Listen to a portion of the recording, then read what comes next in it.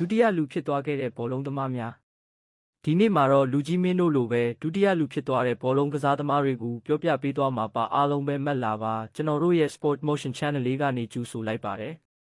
ဘောလုံးသမားတွေဆိုတာနာမည်ကြီးတယ်ပတ်စံရှိတယ်ဖန်တွေအများကြီးရှိတယ်ဒါပေမဲ့ relationship ပိုင်းမှာတော့သူတို့လည်းတာမန်လူတွေလိုပဲအသေးကွဲတာတွေတစ္ဆာဖောက်ခြင်းတွေကြုံရတတ်ပါတယ်ဒီနေ့တော့ဘောလုံးလောကထဲမှာ relationship ကြောင့်နာမည်ကြီးခဲ့တဲ့ကစားသမား၄ယောက်အကြောင်းပြောပြသွားမှာပါ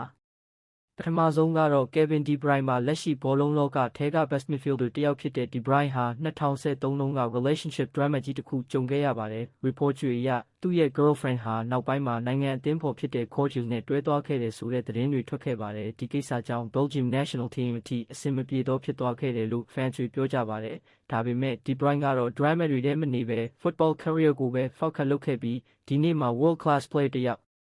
ဖြစ်လာခဲ့ပါတယ်ဒုတိယတစ်ယောက်ကတော့ Mauro Icardi ပါသူ့ relationship story က football world ထဲမှာအရှုပ်ထွေးဆုံးတွေကတစ်ခုပါပဲ Wandonara နဲ့ relationship ဟာ breakups, cheating rumors, reconciliation တွေကြောင့် social media ပေါ်မှာအမြဲ trending ဖြစ်နေခဲ့ပါတယ်တခါတရံ football news ထက် relationship news ကပိုနာမည်ကြီးနေတတ်ပြီး fans တွေကတော့ football drama series လို့နောက်ပြောင်ကြပါတယ် Icardi ရဲ့ career မှာတော့ဒီ personal life drama တွေက attention အများကြီးယူသွားခဲ့ပါတယ်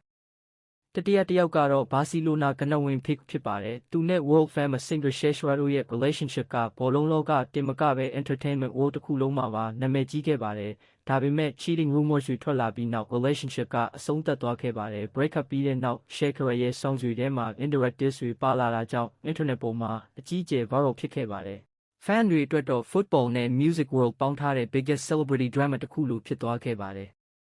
နောက်ဆုံးတစ်ယောက်ကတော့ Ryan Giggs ပါ Manchester United legend တစ်ယောက်ဖြစ်တဲ့ Giggs ဟာ football career မှာအောင်မြင်မှုအများကြီးရခဲ့ပေမဲ့ personal life မှာတော့ controversies အများကြီးကြုံခဲ့ရပါတယ် relationship scandals တွေ cheating rumor တွေကြောင့်သူ့ image ကအကြီးအကျယ်ထိခိုက်ခဲ့ပါတယ် fans တချို့ကတော့ football legend but controversial personal life လို့တောင်ပြောကြပါတယ်ဒီဒုတိယလူတွေကိုကြည့်လိုက်ရင်ဘောလုံးသမားတွေလည်း normal လူတွေလိုပဲ heartbreak နဲ့ betrayal တွေကြုံရတယ်ဆိုတာမြင်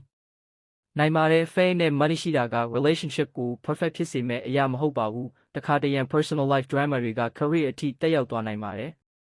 ဒါပေမဲ့ interesting ဖြစ်တာက heartbreak ကြုံပြီးနောက်မှာတောင်တချို့ player တွေဟာ football career ကိုပို focus လုပ်ပြီး stronger version အဖြစ်ပြန်လာနိုင်ခဲ့ကြတာပါပဲ football world ထဲမှာ trophies တွေ goal တွေအရေးကြီးတယ်လို့ personal life stories တွေကလည်း fans တွေစိတ်ဝင်စားတဲ့အရာတစ်ခုအဖြစ်အမြဲရှိနေဦးမှာပါ